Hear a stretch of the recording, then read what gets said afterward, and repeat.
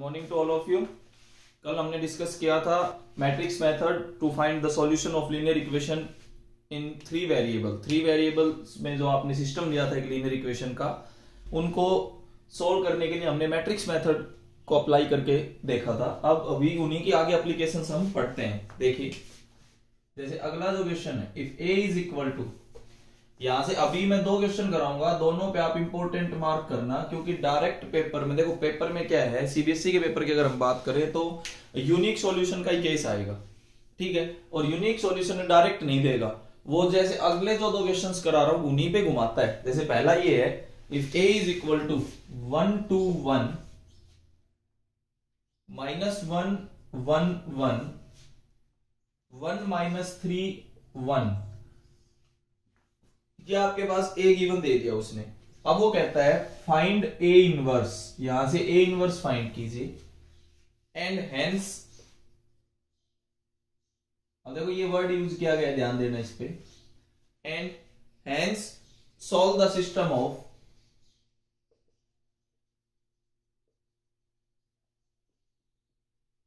Linear equations. System क्या रहेगा वो देखिए, x plus 2y plus z is equal to 4 minus x plus y plus z is equal to, आपके पास given है 0, x minus 3y plus z is equal to 2। पहले तो हमें इसका a इनवर्स फाइंड करना है, उसी a इनवर्स का यूज करके इसको सोल्व करके दिखाना है। अब देखो मैंने बोला है दो क्वेश्चन अभी हम डिस्कस करेंगे। पहले क्वेश्चन में आप देखो ध्यान से कि ये जो नजर आ रहा है 1 2 1, ये यहां पे ऐसे नजर आ रहा होगा आपको 1 2 1। फिर ये जो नजर आ रहा है -1 1 और 1, ये आपको इधर नजर आ रहे होंगे कोफिशिएंट्स, -1 1 और 1। जो आपको थर्ड नजर आ रहा होगा ये आपको इधर नजर आ रहे होंगे 1 -3 और 1। मतलब डायरेक्ट इसको सोल्व ना करवा के पहले वो यहां से इनवर्स फाइंड करवाएगा, उसका इनवर्स यूज करके आपने इस सिस्टम का सॉल्यूशन देना है। रहेगा यूनिक का ही केस, सीबीएसई में यूनिक का ही आता है, लेकिन इस तरीके से पूछते हैं। अब देखो इसका इनवर्स फाइंड कर लेंगे, उसके बाद इसमें आप जब मैट्रिक्स मेथड लगाओगे तो इस सिस्टम को सोल्व करने के लिए आप दोबारा से इनवर्स फाइंड नहीं कर सकते। उसने बोल दिया हेंस सोल्व, इसका मतलब यह है कि जो ऊपर कंडीशन दे दी उन्हीं का यूज करके आप इन इक्वेशंस को सोल्व करके दिखाओगे। क्लियर है? देखिए आगे अब हम क्या करेंगे। सबसे पहले देखो आपको क्लियर नजर आ रहा है, इसका ट्रांसपोज यहां कोफिशिएंट बन रहा है, यहां की जो कोफिशिएंट मैट्रिक्स है वो इसका ट्रांसपोज है, या तो ट्रांसपोज देगा या वो सेम एज इट इज देगा। देखो हम करेंगे क्या, हम इसको बाद में लिखेंगे अभी। अब हमने क्या करना है, सबसे पहले हम इसी को सोल्व करके चलते हैं, इसका इनवर्स फाइंड करते हैं। जो हमारे पास मैट्रिक्स गिवन है इसका सबसे पहले हम इनवर्स फाइंड करेंगे। Determinant of A is equal to 1 2 1 -1 1 1 -3 1, इसका हमें डिटरमिनेंट फाइंड करना है। सबसे पहले हम इसका डिटरमिनेंट फाइंड करेंगे और ये डिटरमिनेंट हमारे पास 10 आ जाता है, that is not equal to 0। इसका मतलब ये है कि ये 10 आ गया आपके पास, इसका मतलब ये है कि इसका इनवर्स एग्जिस्ट करता है। अब इनवर्स एग्जिस्ट के लिए आपने क्या किया, कोफैक्टर्स फाइंड किए। जब आपने कोफैक्टर्स फाइंड किए तो C11 C12 C13 C21 C22 C23 C31 C32 और C33। आप ये 9 के 9 कोफैक्टर्स फाइंड करेंगे। देखो मैं कोफैक्टर्स लिख देता हूं, आपके पास आएंगे 4 -5 1। कोफैक्टर्स आप फाइंड कर सकते हैं 2 0 -2, इसके बाद 2 5 3, ये आपके पास कोफैक्टर्स आएंगे। इसके बाद आप एडजॉइंट लिखेंगे। एडजॉइंट में क्या होता है, कोफैक्टर्स का ट्रांसपोज। तो आपके पास ट्रांसपोज तो मैंने पहले ही लिखा हुआ है, ये आपके पास आ गया। अब हम क्या फाइंड करेंगे, ए इनवर्स। डिटरमिनेंट से इसको डिवाइड कर दिया,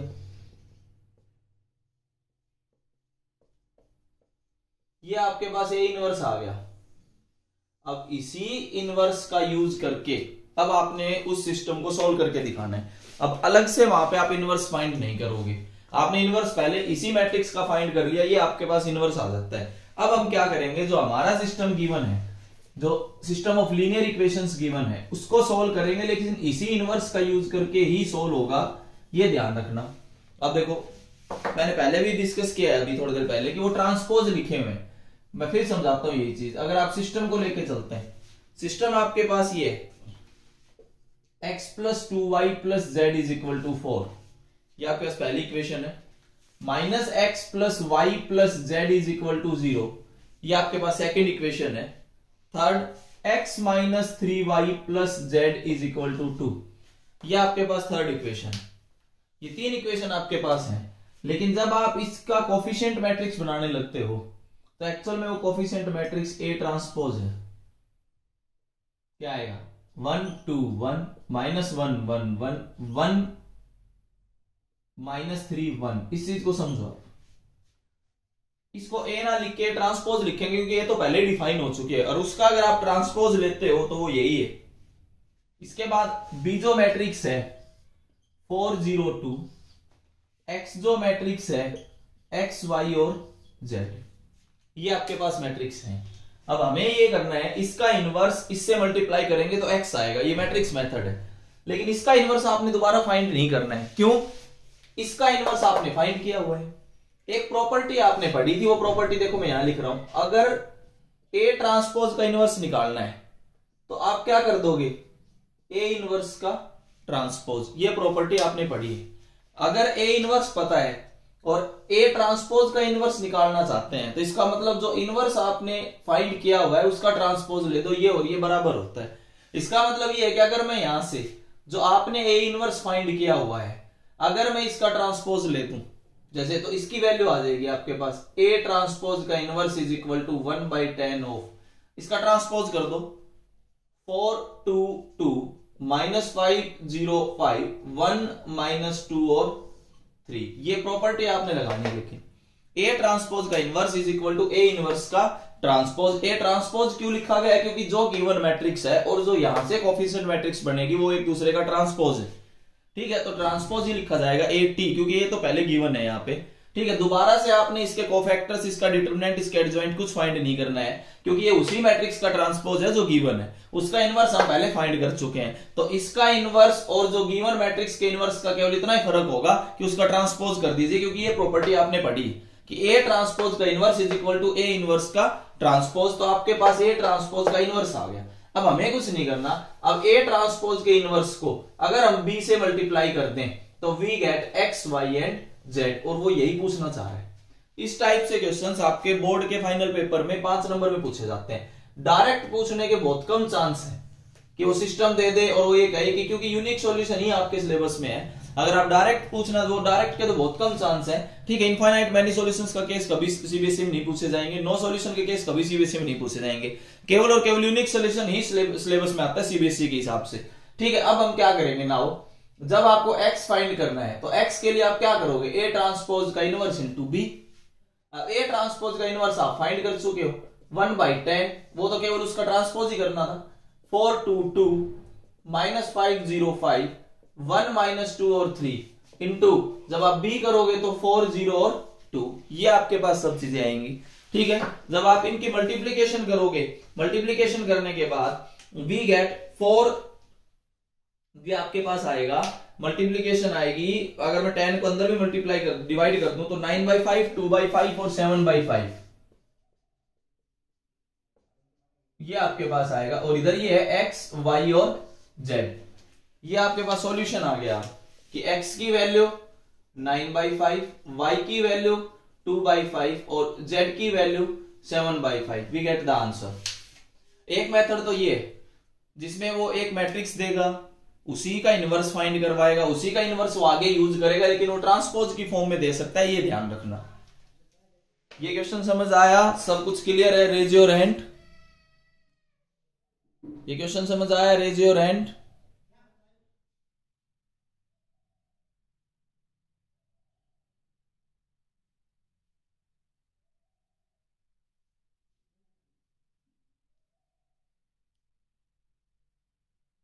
ओके, बाकी बच्चे क्लास में नहीं है क्या?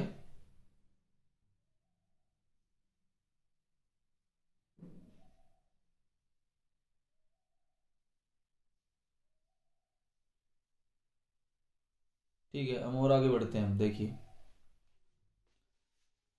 एक तो हमने ये कवर किया। अगला जो क्वेश्चन है वो ध्यान से सुनना। देखो 5 नंबर में नहीं, 2 में से कोई एक पूछा जाता है, मतलब पैटर्न या तो इस पैटर्न पे आएगा जो मैंने अभी डिस्कस किया, या इससे अगले पैटर्न पे आएगा। अगला और सुनना, ज्यादातर चांसेस 99% चांस आप प्रीवियस ईयर के पेपर देखोगे तो आपको ऐसा ही नजर आएगा। अगला जो क्वेश्चन है वो ये रहेगा, डिटरमाइन द प्रोडक्ट।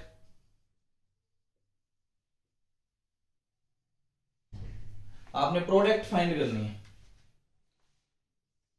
-4 -7 5 4 1 -3 4 3 -1 इंटू, इसके साथ एक दूसरी मैट्रिक्स है 1 1 2 -1 -2 1 1 -2 3। एक तो इस मैट्रिक्स का प्रोडक्ट आपने फाइंड करना है जो 2 मैट्रिक्स दी गई हैं, and use it to solve the system of equations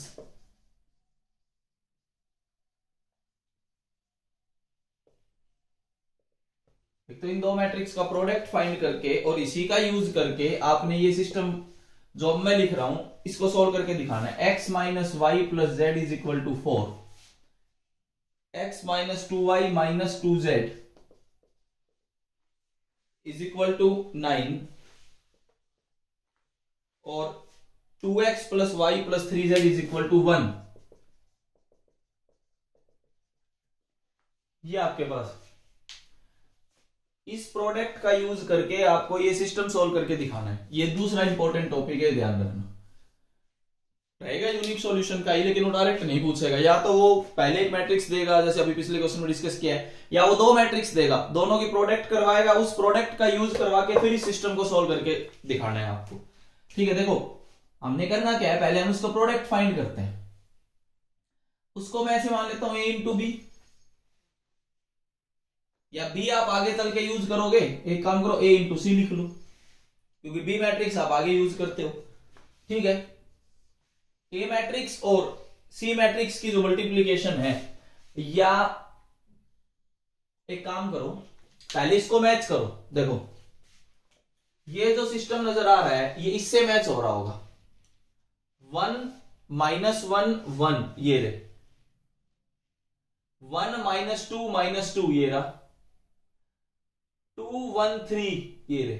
तो इस मैट्रिक्स को आप क्या मान लो, ए, क्योंकि ये तो यहां पे भी यूज होनी है। तो नोटिफिकेशन मतलब बाद में चेंज ना करना हो हमें, इसीलिए मैं पहले आपको बता रहा हूं। तो मैं इसको क्या लिख लेता हूं, सी इंटू ए। इसको क्यों एज्यूम किया है, क्योंकि आप देख सकते हो यहां जो कोफिशिएंट मैट्रिक्स बनेगी वो वही नजर आ रही है आपको, ये रहा। क्लियर है दूसरा मेथड। अब इसमें क्या रहेगा, अब हमें इनकी मल्टीप्लीकेशन करनी है।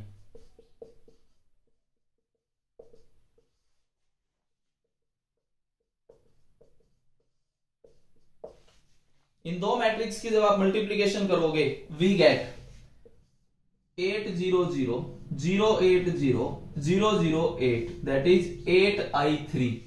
ये ध्यान रखना, इस टाइप के क्वेश्चंस में हमेशा आइडेंटिटी बनाएगा। अगर आइडेंटिटी नहीं बनाता तो ये क्वेश्चन पॉसिबल ही नहीं है फिर आप कर पाओ, या फिर आपकी मल्टीप्लीकेशन गलत है। ये हमेशा आइडेंटिटी की फॉर्म में ही आता होगा। तो देखो आपके पास ये आ गया, c into A is equal to 8i3। 8 को मैं इधर भेज रहा हूं c के नीचे, c by 8 into A is equal to i3। अगर 2 नंबर की मल्टीप्लीकेशन आइडेंटिटी आती है, या 2 मैट्रिक्स की मल्टीप्लीकेशन अगर आइडेंटिटी आती है, तो एक मैट्रिक्स दूसरे का इनवर्स है। तो इसका मतलब मैं यहां से लिख सकता हूं कि अगर मैं ए इनवर्स लिखना चाहूं दैट इज c बाई 8। ये हमेशा मल्टीप्लीकेशन आइडेंटिटी आएगी, ध्यान रखना। हो सकता है 8i3 7i3 5i3 कुछ भी ऐसे आ सकता है, लेकिन आएगा आइडेंटिटी की फॉर्म में।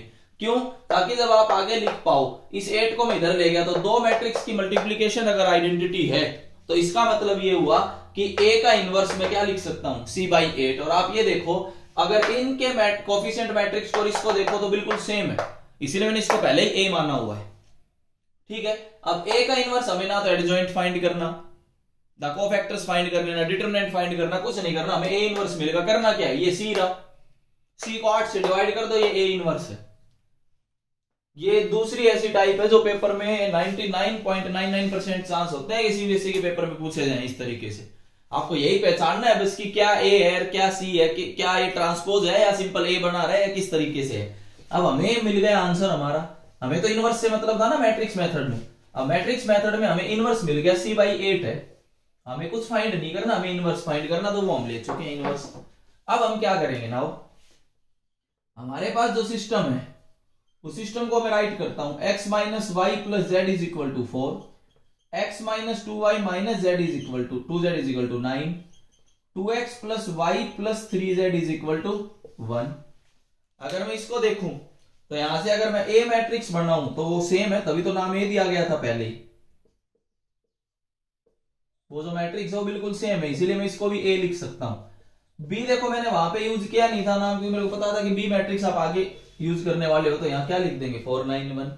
एक्स भी वहां कहीं नाम यूज नहीं था, तो आप एक्स मैट्रिक्स को क्या लिख दोगे, एक्स वाई और जेड। ये आपके पास 3 मैट्रिक्स आपने मेंशन कर दी। अब मैट्रिक्स मेथड के लिए जब आप मैट्रिक्स मेथड अप्लाई करते हो तो x is equal to A inverse into B, ठीक है। अब ए इनवर्स मतलब c/8 इंटू बी, c/8 मतलब 1/8, c हमें पता ही है, -4 4 4, -7 1 3, 5 -3 -1 इंटू बी का मतलब है 4 9 और 1। इसको सोल्व करने पे आपके पास एक कॉलम मैट्रिक्स आएगी, वहां से we get x y and z। मैं इसके आंसर लिख देता हूं, ये आपके पास आंसर आएंगे 3 -2 और -1। यहां से इसका मतलब ये हुआ कि we get x is equal to 3, y is equal to -2, z is equal to -1। ये आपके पास आंसर आएंगे x, y और z के। मैंने अभी तक 2 क्वेश्चन डिस्कस किए, दोनों सीबीएसई में आने लायक क्वेश्चंस हैं जो बार बार इन्हीं पैटर्न पे सीबीएसई हर साल पूछती आई है, ठीक है। डायरेक्ट पूछने का बहुत कम चांसेस हैं, ठीक है, क्योंकि यूनिक सॉल्यूशन ही सिलेबस में, मैं फिर बात कर रहा हूं, केवल यूनिक सॉल्यूशन ही सिलेबस में, इनफाइनाइट मैनी सॉल्यूशन सिलेबस में नहीं है। तो इसीलिए वो यूनिक सॉल्यूशन में कुछ इन 2 पैटर्न्स में से कोई एक पैटर्न चूज करते हैं, या तो वो मैट्रिक्स देगा उसका इनवर्स फाइंड करवाएगा, उसी इनवर्स को आगे यूज करवा के सॉल्यूशन निकलवा रहा होगा, लेकिन उसमें ध्यान रखना कि उसका ट्रांसपोज वो यूज करवा रहा होगा, ठीक है। दूसरा, 2 मैट्रिक्स की प्रोडक्ट देके जो प्रोडक्ट आएगी उसका वो यूज करवा के कहता है कि आप इस सिस्टम को सोल्व करके दिखाइए। उस प्रोडक्ट में आपने ये पहचानना है कि कौन सी मैट्रिक्स आपकी ए है, ठीक है। आपने पहचान लिया कि ये मैट्रिक्स ए है, इसको हमने सी मान लिया। अब ये भी कंफर्म है, ये 100% कंफर्म रहेगा कि दोनों की मल्टीप्लीकेशन आइडेंटिटी का ही फॉर्म देंगी, तभी तो आप इनवर्स लिख पाओगे। अगर A C into A is equal to 8i3 आया था तो 8 को मैं सी के नीचे ले आया था, तो c/8 into A is equal to i3। तो हमें डेफिनेशन से ये पता है कि अगर 2 मैट्रिक्स की मल्टीप्लीकेशन आइडेंटिटी आती है तो एक दूसरे का इनवर्स होता है, तो इसका मतलब ए का इनवर्स वहां से c/8 आया था। और मैट्रिक्स मेथड में हमें चाहिए ए इनवर्स इंटू बी, तो हमने क्या किया c/8 इंटू बी, ना हमें कोफैक्टर फाइंड करने ना डिटरमिनेंट, जबकि सिंपल वाले क्वेश्चन से तो आसान आता है ये कि कोफैक्टर्स भी फाइंड नहीं करने, तब भी आप आंसर पे पहुंच रहे हो। लेकिन बस ये पहचानना होता है, 2 में से कोई भी एक पे आपका सीबीएसई के पेपर में क्वेश्चन मिलेंगे 5 नंबर में, ध्यान रखना। दोनों क्वेश्चन समझ आए? Raise your hand.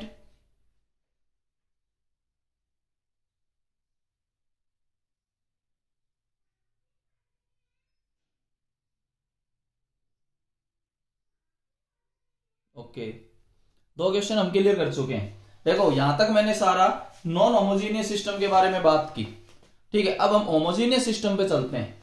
Homogeneous system जो है,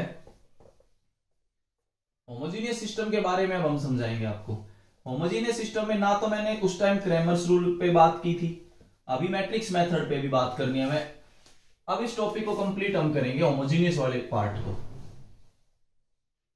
2 क्वेश्चंस में बिल्कुल अपनी पकड़ बनाना कि किस तरीके से ए और सी को पहचानना है। सीबीएसई का बहुत इंपॉर्टेंट टॉपिक अभी डिस्कस हुआ है, 5 नंबर है कम से कम, ये समझ के चलना।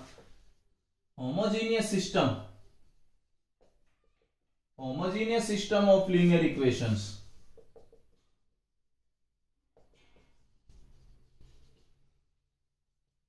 इस पे बात करेंगे अब। Homogeneous system of linear equations में देखो इस तरीके से रहेंगे, a1x plus b1y plus c1z is equal to 0। RHS terms आपकी सारी 0 रहेंगी। a2x plus b2y plus c2 z is equal to 0, मतलब कांस्टेंट टर्म यहाँ पे 0 रहेंगी, बाकी सारे वेरिएबल के साथ आपको टर्म्स मिलेंगी, अननोन्स के साथ आपको टर्म्स मिलेंगे। a3x plus b3y plus c3z is equal to 0। ऐसे सिस्टम को होमोजीनियस सिस्टम बोला जाता है। अभी आपने नॉन होमोजीनियस पढ़ा, वहां d1 d2 और d3 लिखते थे, ये होमोजीनियस सिस्टम है। यहाँ पे आप 0 0 और 0 लिख के चलते हो। होमोजीनियस सिस्टम में आपके ये याद रखना, दो ही टाइप के सॉल्यूशन पॉसिबल हैं, मैं पहले डिस्कस कर रहा हूं। या तो यूनिक सॉल्यूशन का केस रहेगा, या आपका इनफाइनाइट मैनी सॉल्यूशंस का केस रहेगा। नो सॉल्यूशन तो पॉसिबल ही नहीं होमोजीनियस सिस्टम में, सॉल्यूशन 100% मिलेगा।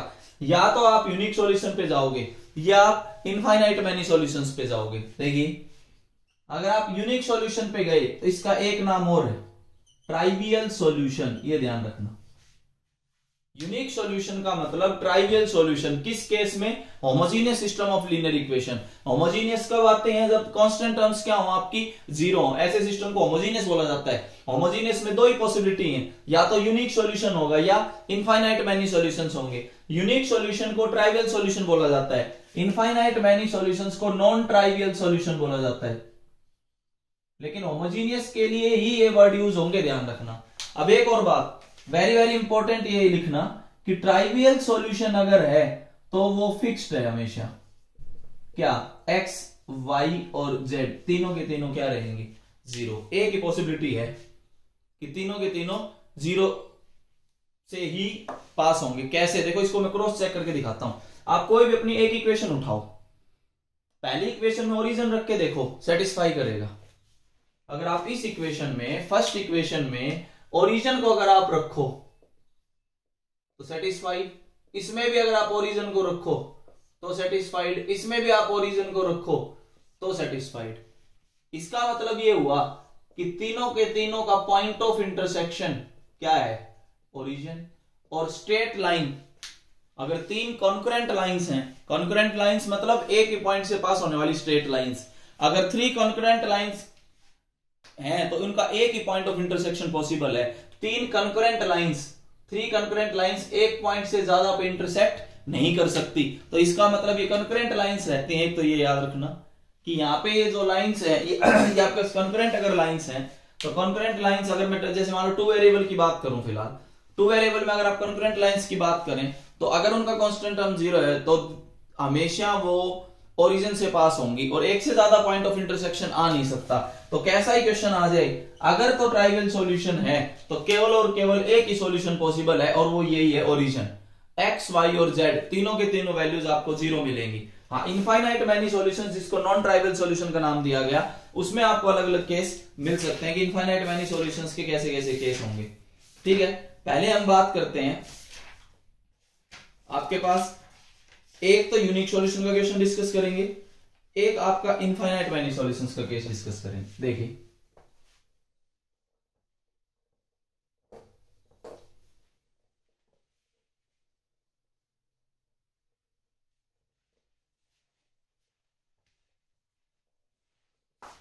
यूनिक सॉल्यूशन का अगर हम केस डिस्कस करते हैं, जैसे ये है सोल्व, अगर आप यूनिक सॉल्यूशन का केस डिस्कस करते हैं 2x plus 3y minus Z is equal to 0, x minus y minus 2z is equal to 0, 3x plus Y plus 3z is equal to 0।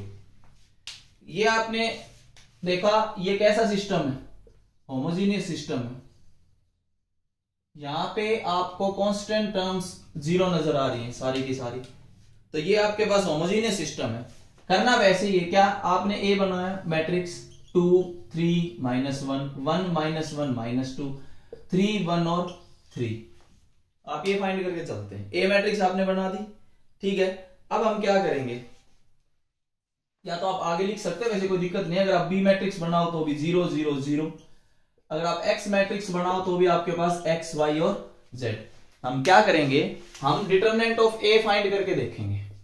Determinant of a 2 3 -1 1 -1 -2 3 1 और 3, ये determinant हमने find किया। हो सकता है 0 आ सकता है, हो सकता है ये नॉन जीरो आ जाए। यहां पे इस केस में ये डिटरमिनेंट आप फाइंड कर लेना, ये -33 आ रहा है, that is not equal to zero. अब मैं कंडीशन समझाता चलूंगा, ये ध्यान रखना। होमोजीनियस सिस्टम में अगर determinant of A non zero है, किसमें? होमोजीनियस सिस्टम में, कंडीशन सब याद रखना। Then the system has trivial solution, उस सिस्टम का ट्राइवियल सॉल्यूशन रहेगा। अगर ट्राइवियल सॉल्यूशन है दैट इज यूनिक सॉल्यूशन। अब आपको आगे कुछ करने की जरूरत नहीं है। एंड सॉल्यूशन इज, जो सॉल्यूशन होगा वो ये होगा x0 y0 z0। ये आपके पास होमोजेनियस सिस्टम का पहला केस है कि अगर तो डिटरमिनेंट ए कोफिशिएंट मैट्रिक्स का डिटरमिनेंट नॉन जीरो आ गया तो इसका मतलब वो ट्राइवियल सॉल्यूशन का केस है। और ट्राइवियल सॉल्यूशन के केस में आप लिख दोगे कि यूनिक सॉल्यूशन केवल एक ही पॉसिबल है, x is equal to 0, y is equal to 0 और z इज इक्वल टू 0। केवल और केवल एक ही सॉल्यूशन पॉसिबल है, आपको आगे कुछ करने की जरूरत नहीं है। अगर वो डिटरमिनेंट ए नॉन जीरो आ गया तो आप डायरेक्ट वहीं पे आंसर लिख सकते हैं। ये तो आपके पास आगे ट्राइवियल सॉल्यूशन का केस। एक हम डिस्कस करते हैं नॉन ट्राइवियल सॉल्यूशन।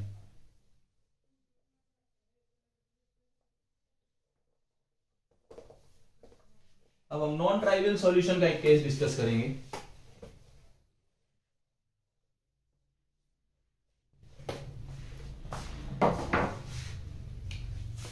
सॉल्व, अगला जो क्वेश्चन है वो ये, x minus 2y plus Z is equal to 0, x plus y minus Z is equal to 0, 3x plus 6y minus 5z is equal to 0। ये आपके पास एक सिस्टम गिवन है, इसको सॉल्व करके दिखाना है। सबसे पहले हम अपनी ये मैट्रिक्स बनाते हैं, 1 1 3 -2 1 6 1 -1 और -5। आपने ए मैट्रिक्स बना दी। इसके बाद हम बी मैट्रिक्स अगर लिखना चाहें तो 0 0 0, एक्स मैट्रिक्स अगर लिखना चाहें तो x y और z। हमने तीन मैट्रिक्स आपके आगे लिख दी। इसके बाद हम क्या फाइंड करेंगे? सबसे पहला हमारा काम रहेगा कि डिटरमिनेंट फाइंड करें। डिटरमिनेंट ऑफ ए 1 1 3 -2 1 6 1 -1 -5। ये डिटरमिनेंट की वैल्यू जब आप सोल्व करोगे तो वी गेट 0। ये डिटरमिनेंट आपके पास 0 आ रहा होगा, ये ध्यान रखना। ये डिटरमिनेंट 0 आएगा। ठीक, अब बात ये आती है 0 आ गया तो इसका मतलब नॉन ट्राइवियल सॉल्यूशन है, ये तो ध्यान दो। This implies the system has non trivial solution. Trivial solution तो नहीं है। ट्राइवियल तो तब होता है जब डिटरमिनेंट नॉन जीरो आता है। ट्राइवियल सॉल्यूशन ये कि पॉसिबल है x is equal to 0, y is equal to 0 and z is equal to 0। तो इसका मतलब ये नॉन ट्राइवियल सॉल्यूशन है। अब नॉन ट्राइवियल सॉल्यूशन को करने का तरीका देखिए। कंसीडर फर्स्ट टू इक्वेशंस, जैसे आप पहले करते थे, अब आगे वैसे ही करना है आपने। पहली दो इक्वेशंस आपने कंसीडर की, फर्स्ट टू इक्वेशंस आपके पास x माइनस 2y, लेकिन z को इधर ले आओगे और z की जगह आप k रख दोगे। Second x plus y, z को इधर ले आए और z की जगह आपने क्या रख दिया? k रख दिया। अब हम इसको दोबारा से सोल्व करते हैं। अब देखो a की जगह कुछ और नाम देके चल लेना। a मैट्रिक्स की जगह जैसे मान लो मैंने c मैट्रिक्स बना दी, कोफिशिएंट मैट्रिक्स 1 -2 1 और 1। ये आपके पास c मैट्रिक्स है, ठीक है। इसी तरीके से आप b की जगह d लिख लो। d मैट्रिक्स जो है, d मैट्रिक्स आपके पास क्या है? -k और x की जगह मान लीजिए आप y लिख लो। y मैट्रिक्स आपके पास क्या है? x और y, जैसे आप पहले सोल्व कर रहे थे। अब क्योंकि अब ये होमोजेनियस सिस्टम नहीं है, अब ये नॉन होमोजेनियस सिस्टम बन चुका है, ठीक है। अब हम क्या करेंगे? सबसे पहले हम डिटरमिनेंट ऑफ c फाइंड करेंगे। 1 1 -2 1। जब आप इसको सोल्व करने लगोगे तो 3 आ गया, that is not equal to 0। ये डिटरमिनेंट आपके पास 3 आ गया, इसका मतलब 0 नहीं है। इसका मतलब इसका इनवर्स एग्जिस्ट करता है। इनवर्स फाइंड करने के लिए अब हम क्या करेंगे? कोफैक्टर्स फाइंड करेंगे। C11 C12 C21 और C22, 4 फैक्टर्स आपने फाइंड करने हैं, ठीक है। 4 कोफैक्टर्स जब आप फाइंड कर लोगे, वो कोफैक्टर्स आपके पास आ रहे होंगे 1 -1 2 और 1, ठीक है। इसके बाद हम क्या करेंगे? इसका एडजॉइंट लिख देंगे c का। मैं डायरेक्ट इनवर्स ही लिख देता हूं। c इनवर्स डिटरमिनेंट तो कितना है? 1/3 और एडजॉइंट आपके पास ये रहा। ये आपके पास c इनवर्स आ गया। अब हम क्या करेंगे? c इनवर्स को, जो मैट्रिक्स क्या डी नाम दिया गया है, सी इनवर्स को डी से मल्टीप्लाई करोगे तो आपके पास वाई मैट्रिक्स के इक्वल आएगी। ये मैट्रिक्स मेथड कहता है। इसके बाद जैसे आप पहले कर रहे थे, जैसे हमने कल डिस्कस किया था, वैसे ही करना है नाउ। अब हम क्या करेंगे, y is equal to C inverse into D, 1/3 1 minus 1 2 और 1 इंटू डी माइनस के और के, ये आप मल्टीप्लाई कर लोगे। ठीक है, वी गेट, मैं लिख देता हूं k/3 और 2k/3, ये आपके पास आ गया। इधर क्या था, x और y, तो इसका मतलब आपके पास आंसर आ गया क्या, x is equal to k/3, y is equal to 2k/3। ठीक है, नॉन ट्राइवल सॉल्यूशन फाइंड करने का तरीका है, आप पढ़ चुके, बस उसी को हम रिपीट कर रहे हैं। अब हम क्या करेंगे, इसको थर्ड इक्वेशन में रख के दिखा देंगे। ठीक है, आप कर लेना। थर्ड इक्वेशन में अगर आप रखोगे तो we get true LHS is equal to RHS, LHS और RHS आपके पास बिल्कुल बराबर आ जाएगा। अगर आप इसको थर्ड इक्वेशन में रखेंगे तो LHS is equal to RHS, put in equation third, 3x plus 6y minus 5z is equal to 0, 3 into k/3 plus 6 into 2k/3 minus 5k is equal to 0। We get 0 is equal to 0 which is true. इसका मतलब the system has non trivial solution, system has non trivial solution given by, क्या solution रहेंगे, x की value k/3, y की value 2k/3, z is equal to k belongs to any real number, k आपके पास कोई भी real number रहेगा। Homogeneous में ट्राइवियल और नॉन ट्राइवियल, ये आपके पास सिस्टम है जो मैंने आज समझाया। आपको पहले 2 क्वेश्चंस जो समझाए वो सीबीएसई के रिगार्डिंग थे, उसके बाद मैंने आपको होमोजीनियस सिस्टम समझाया। देखिए हमारे पास अभी इस चैप्टर को कंप्लीट करने के लिए अभी और टाइम लगेगा। ठीक है, कल हम क्या डिस्कस करेंगे, एक तो क्रैमर्स रूल होमोजीनियस सिस्टम के लिए बचा हुआ है। ठीक है, एक स्टेटमेंट वाले क्वेश्चन आप अपने लेवल पे कर सकते हैं। उसमें क्या रहेगा, स्टेटमेंट गिवन होंगी, ये इक्वेशंस आपने बनानी है, ये आप ट्राई कर लेना आपकी बुक से। स्टेटमेंट से 3 इक्वेशंस बनेंगी, उसके बाद तरीका सेम वही है, तो उसको मैं डिस्कस नहीं करूंगा, आप कर सकते हैं स्टेटमेंट के हिसाब से अपनी 3 इक्वेशंस को बनाना, और उसके बाद जो मेथड लगाना है वो आप अप्लाई कर दोगे।